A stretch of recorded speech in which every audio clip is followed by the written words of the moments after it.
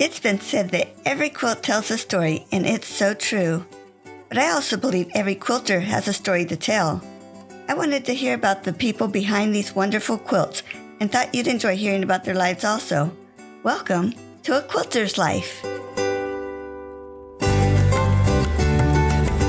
Susan Smith and I had a wonderful conversation catching up on how Stitch by Susan continues to grow. She is so busy helping long-arm quilters to create with confidence, freedom, and joy. And I was so occupied asking her about her classes that I failed to ask her about her monthly membership, Advance. Susan knows that machine quilting can be very solitary, especially on a long arm.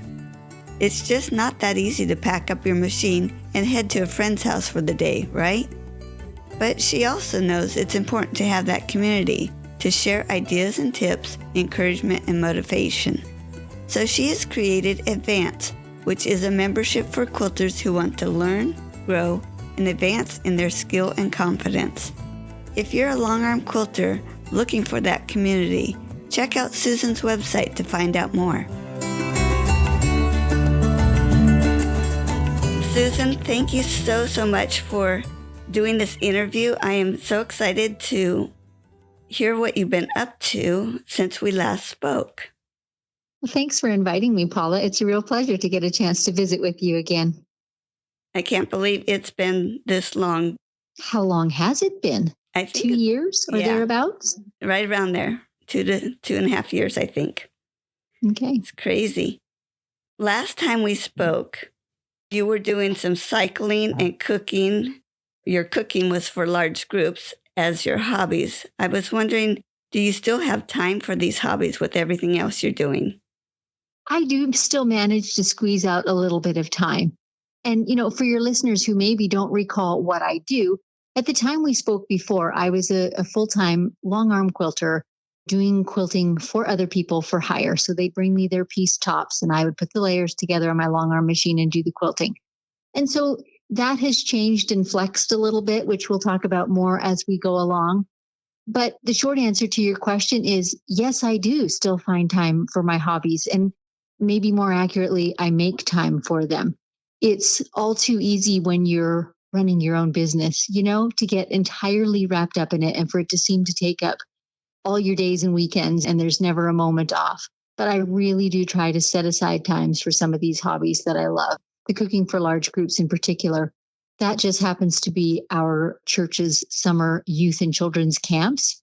And so each summer I take a week for each of those camps. And it can be anywhere from 130 to I think I've done up to about 250 people in total, 3 meals a day for 5 days. So it's a lot of food, but I love doing it. It's just totally different from how I usually spend my weeks. Not only fixing the food and having it prepared, but calculating the food. Do you have to do all that too? I do. And I don't, in fact, do all of the fixing. I always have a team, right? But I am the one who finds the recipes, plans the quantities, does the shopping, etc. So I love that kind of stuff. It's a bit mathematical. I found a wonderful app that I keep my recipes in and it does the multiplication for me. And so I just need to know a casserole of this size will feed this many people. And then I can figure it out pretty easily from there. There's an app for everything, isn't there? There is very nearly. And I think this app cost me $3.99, but it's the best $3.99 I ever spent. And with your cycling, is there some special route that you've taken lately? Well, to be perfectly honest, Paula, this past summer, like we're recording this in late fall, I did less cycling this summer than I have some other years, but I am fortunate to have some great routes nearby me within, 15 or 20 minutes drive at the most. There's one practically out my back door. And then there's another that's about 20 minutes away that goes along the Spokane River for miles. And it's just beautiful and peaceful and wonderful. But this year, actually, I've dabbled more into doing yoga. It's just, I've felt the need for stretching more as I get older and some strength training and some relaxation. And it seems to answer all those things. So I've done more of that than ever before. I've heard so much about how good yoga is for us, and that's something I probably should be looking into. Well, I tell you what, there's an app for that too. Well, that was the next question was, have you started any new hobbies? So I take it yoga is one. Yoga is one. Otherwise, I don't think so. I don't seem to have any shortage of things that I like doing. I volunteer for various things in my church and community and, do various types of handwork. Some of them have to do with quilting, like hand embroidery, for example. I've hand embroidered several quilts. I enjoy crocheting, those sorts of things. And I'm an avid reader, so I do a lot of reading. I'm going to move on to, I saw that you are a member of the Bernina event team. And that was a new term that I heard or read. So could you explain what the Bernina event team is? Sure.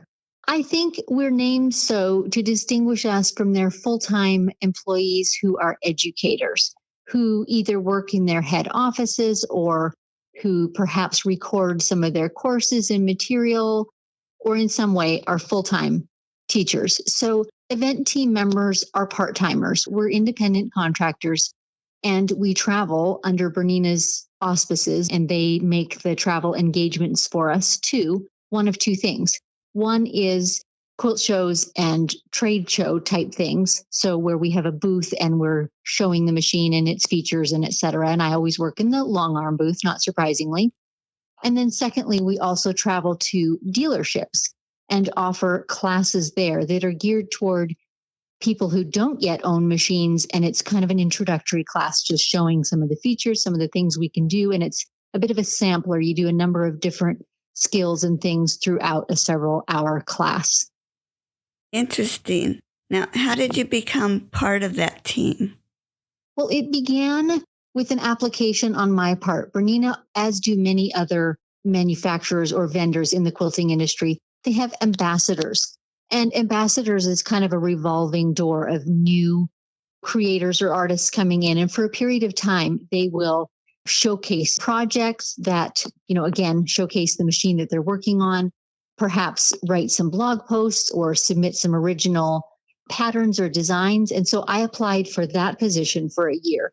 And then they reached out to me and said, oh, hey, would you be interested in traveling and doing these teaching engagements that I've described? And I jumped at the chance. I've never had an opportunity to travel to very many quilt shows. So that was really fun.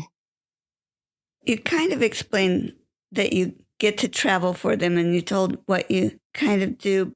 So how often do you travel for Bernina? As an independent contractor, I get to decide some of that for myself. So they offer me, there's an upcoming event we'd like you to teach at, and it's these dates in this location. Do you accept? And so for my personal time management, I tend to limit it to 1 or 2 times per month that I travel. So I know there are educators that travel more or independent contractors either way. And I know there are also some who travel less. So that varies a bit. But in my case, it's once or twice a month as a rule. That's still quite a bit. It is, but to me, it's a golden opportunity. Like I said, I've not in my lifetime lived either near to, accessible to shows and classes. And honestly, I haven't been involved in the quilting industry for that many years. So I'm just having a ball getting out there and meeting people and seeing things firsthand, certainly meeting people that I quote unquote know online and have had interactions with. It is just so enjoyable to get out and actually meet those people face to face. So I'm really enjoying it. With that, you just returned from Quilt Festival. Was that part of the Bernina? Yes, it was. So most of our educational team, whether educators, independent contractors, event team members, most of the team is at the Houston Quilt Festival. There must have been close to 30, I would say, representing Bernina. So, there's a group of us in the long arm booth. There's a group that present on the sergers. There's a group with the sewing machines, etc. So it's a lot of people, a lot of machines that are there. But yes, I went as representative of Bernina. And, we all come and we tend to wear the Bernina colors. So you saw a lot of red and black and gray going on. And really, we just are there on the show floor mingling with people who have questions, with people who want to see how the machines work. even with people who are comparing various brands. And so it's a very, I guess, a low key, but just kind of showing what our machines can do and then being available to answer questions and help people know what features are available and what features are important to them based on what kind of quilting they do. Are they a hobby quilter? Are they a business quilter? Are they an art quilter? That can span a broad array of needs in a machine. Well, I know you went there to promote Bernina, but did you come away having learned something new this time? Oh my goodness, yes. We kind of joked among us. I think there were 6 of us working in the long arm booth. We would each say to each other when we needed to run to the restroom, back in 3 minutes. And we would take a different route every time so that you could see as many of the vendors as possible. So that was one thing. But then also being vendors, we were able to enter the building earlier in the morning before the public came in.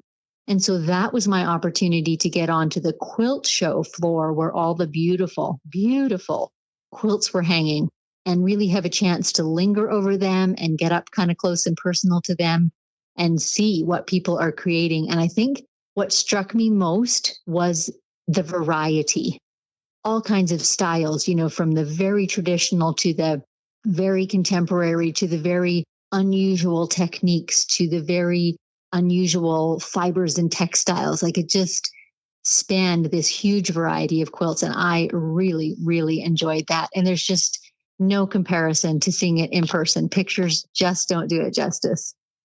How exciting. I keep saying someday I'll get there. It's an opportunity not to be missed. If you have a chance to go, there is so much to see. And the work of other quilt makers is so incredibly inspiring. I just can't even count how many quilts I looked at. And I consider myself a fairly skilled sewist. I've been making things with fabric all my life. But I looked at them and thought, how did they do that? People's creative minds are amazing. Mm-hmm. Now, not only are you promoting Bernina, but you have your own business where you have at least 3 courses that you offer. Can you list those courses and explain each one, please? Sure. So this portion of my business, Paula, we said earlier when you and I talked in our first conversation 2.5 or so years ago, I was just getting started teaching in some way. And so this was about the time, honestly, that COVID was settling in for the long stay, was about the time I felt like I was ready to start showing what I knew and helping others in their quilting journey. And of course, I couldn't at that point travel to quilt shows and teach. So all my digital or online courses were born out of that feeling like I had something to share, but not having a platform to share it on.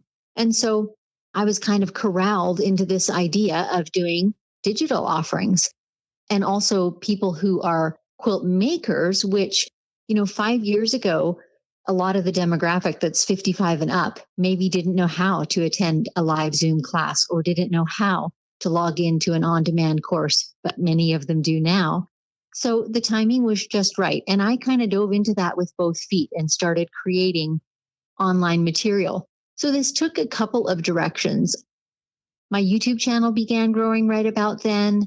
And then I produced these several courses that you've talked about. And the first one that I did, I call it Freehand Primer. And it's this relationship that I see between handwriting skills and free motion quilting skills. I think they are so much the same in how we learn them and in how our muscle memory grows and in how learning certain basic shapes well can elevate all of our quilting. So that was my first course. And it still exists to this day. But after that, I kind of saw how much bigger the scope of this could be. And now my flagship, I guess you would say, course is called the Freehand Quilting Masterclass. And it includes that primer, but also includes 5 more major modules. So it's a number of hours of instruction. My style of quilting is very much family use quilts, or I call them couch quilts. So not highly detailed heirloom custom quilting, not different things in each block or border, but the idea of quilting the same thing from one edge to the other of a quilt surface and making it beautiful. So the whole course revolves around A, building your skill set and your control at the machine. B, learning a whole repertoire of designs that will cover every eventuality from little princess girls through teenage boys, through hunter men, through contemporary styles, this whole repertoire. And then C, learning how to approach what makes a good freehand design, learning how to move around the quilt top, learning how to make it memorable and repeatable so that each of my students is then able to create their own original designs from things they see, like upholstery fabric or wallpaper or tile floors, right? That spark ideas. So that has been incredibly rewarding. And in the process of all of that, Paula, I feel like I've found my niche as a teacher, which is helping novice, maybe not always novice quilters, but at least novice free motion quilters find skill and find confidence, and therefore find freedom and joy in their quilting creations. I've launched that course, if you will, a couple times every year for the last 3 years, and then walked these groups, I call them knots, these knots of students through all the material. You know, we have some live Zoom sessions to support and so forth. And it has been just incredibly rewarding. And talking of the Houston Quilt Festival, I was amazed how many people walked up to the booth and said, I know you. Can I take my picture with you? That feels so odd to me. But it was really fun to get to meet so many of these students in person. Well, that doesn't surprise me because I don't know how many people I have interviewed that are long armers. So then obviously I say, do you know Susan Smith? And they're like, oh, yes, I watch her all the time, or I've taken her course. So yes, I think you are well known. Well, it has been, like I said, super rewarding. And I feel like, you know, the course is one thing. That is a paid course. It's large. To some people, that's more than they want to commit to. And so my YouTube channel does work hand in glove with that. And what my channel has become is quite a bit more live streaming of actual quilting than pre-recorded and edited teaching type episodes. So I'll give you an example. I have live and unscripted episodes, I call them, where it's literally aired or streamed live. And I'll start with the loading up of the quilt onto the long arm, and then I'll kind of chat while I'm working. It's usually a client quilt. So I'll chat about the thread colors that I'm choosing or the batting that I'm using, or maybe this quilt has thick seams or wavy borders or some of those common things we find in quilts. And here's what I'm doing to deal with that, etc. And the things that happen, like the thread breaks or the tension issues throughout, they're all part of it. I don't edit that out. It is literally streamed live all the way through the end of the project. And the feedback on this is so good because I think there was a need for that. Quilters were feeling that it looks so perfect sometimes when it's pre-recorded and edited, and or it's sped up and you just see snippets of it. And this quilting reality show, as I call it, people just really appreciate that honest look into how things are actually done in my studio. Do I know the right way to do everything? Have I got experience with everything? No, I don't. And sometimes I talk about that too. So it just seems to really strike a chord in quilters. And of course, because they're aired live, people can ask questions during the live show and I answer them while I'm working, and we just have a great time. Yeah, everyone seems to enjoy those. Over the past 2 years, have your courses changed? Other than I began with the one small one, kind of learning the technical skills, if you will, of recording it, and particularly of trying to video a long arm machine at work. And, you know, if you've never tried to do that, maybe you don't appreciate the difficulties of it. But one of them is getting a camera angle that's helpful to the student, because it's impossible to record it from where I'm viewing it as a quilter. So that's one thing. And another is the fact that if you attach a camera anywhere on the machine, it vibrates. That machine arm has a significant amount of vibration. So these are the sorts of things I was learning with that first course and how to get the best possible results. So then I developed my full-fledged course, and that one has not honestly changed to date. There will come a day probably when I say, yeah, I've learned enough new skills. It's time to re-record. I can really polish it up better, etc. But so far, I have just run the same course over and over again. There's still lots and lots of people that are appreciating it. And we're having a lot of fun doing it as is. Great. Do you plan to add any additional courses to what you're already doing? I think probably yes. I don't know for sure which direction I'm going to go in yet, Paula. Something that I also am seeing interest in is people have watched me build a viable business out of this. And I laugh, I call it my solopreneurship because I still am a one-woman team. That's not to say I don't have help. My husband helps a great deal on the digital side, and I have a part-timer who helps me somewhat with social media. But by and large, it's my business. I'm the person that answers the emails. I'm the person that does behind the scenes scheduling and record keeping and so forth. But I'm getting a lot more questions from people. How do you do that? How do you decide what's important? How do you get it all done? Or where should I start if I want to open a quilting business? Or how should I price my services? All kinds of business related questions. So I'm beginning gradually to produce more content that leans into those questions. And I think I'm not going to box myself into a corner, but I think in the future, that might be a course that I would explore. How in depth it will go, how big it will be, I don't know all of those things yet, but I do see the interest and the need for that. Just some ABCs of building your own profitable business. Mm-hmm. You mentioned your YouTube channel. Now, that's been going on for quite a while. What can we expect to see when we go to your channel? So far, what you will see the most is my live and unscripted episodes, which are typically longer live streams, probably an hour and a half. I think the longest one I did was close to 5 hours, and that was way too long, let me tell you, without a bathroom break. But most of them run 2 to 3 hours. So there's a lot of those. And I do have some pre-recorded ones, and I'm trying to brush up on those skills. That is a whole other skill set. I mean, you would know this to some degree, Paula, because you edit the podcast. But editing video is a skill set that I don't currently have, or at least let's say I'd have it at a first grade level.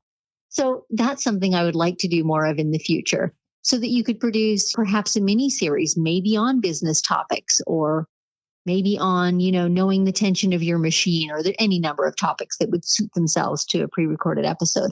So I'd like to do more of that. And then recently, what I've been doing is whenever I'm getting ready to launch another sale, like to open enrollment for my course, I'll spend a period of a few weeks, usually about a month leading up to it, where I will get on YouTube live every single day.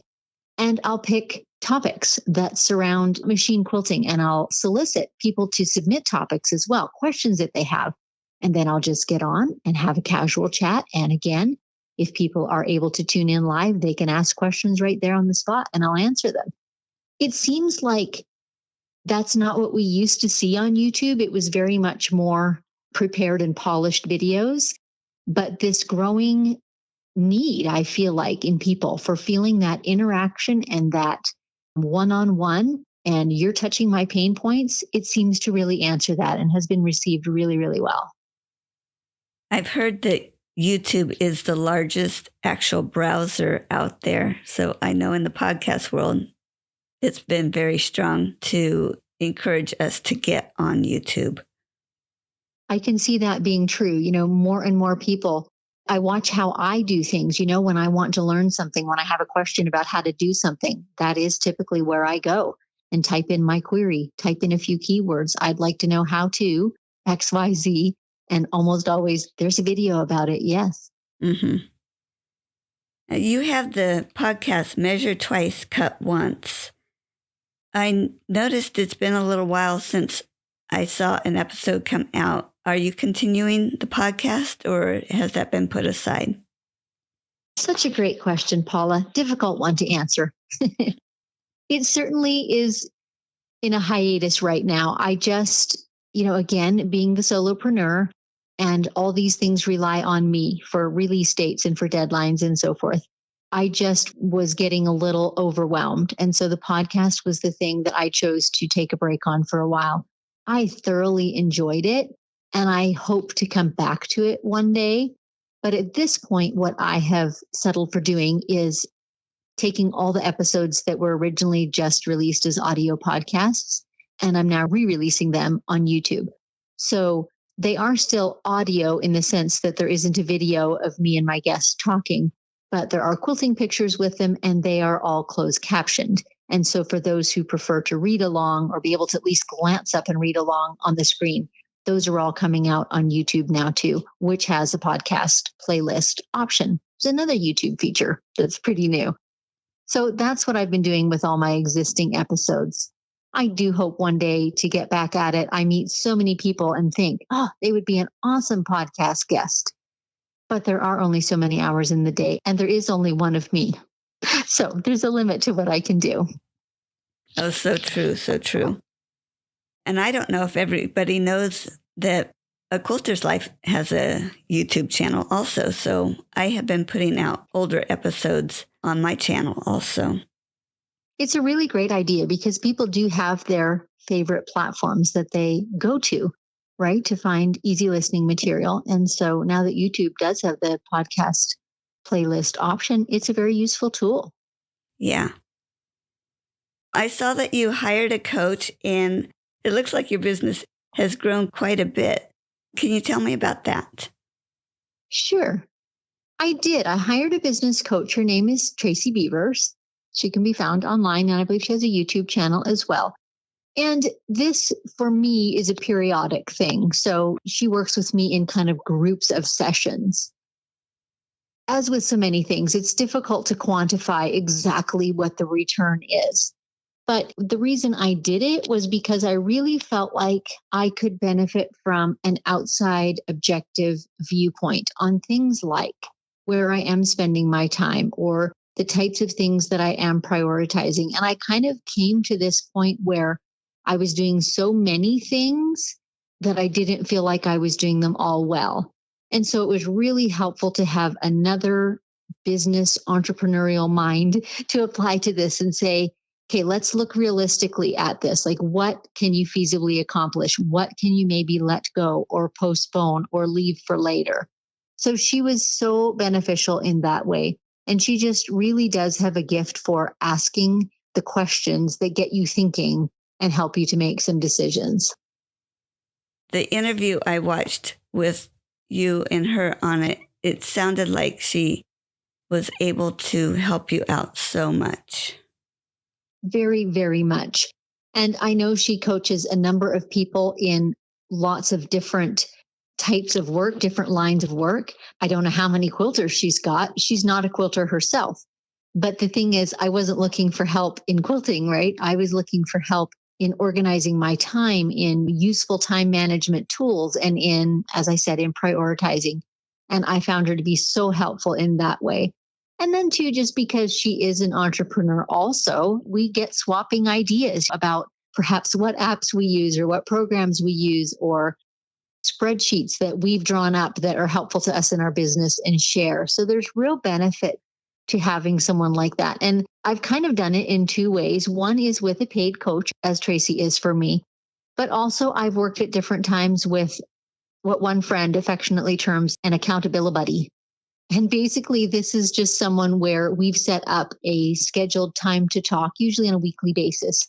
And we just bounce our ideas off each other. And neither one of us is paying the other for the services. It's just two people who are both trying to grow their business and suffering some of the same growing pains, perhaps, have some of the same questions, perhaps, but maybe have different experiences that we can bring to bear and help each other.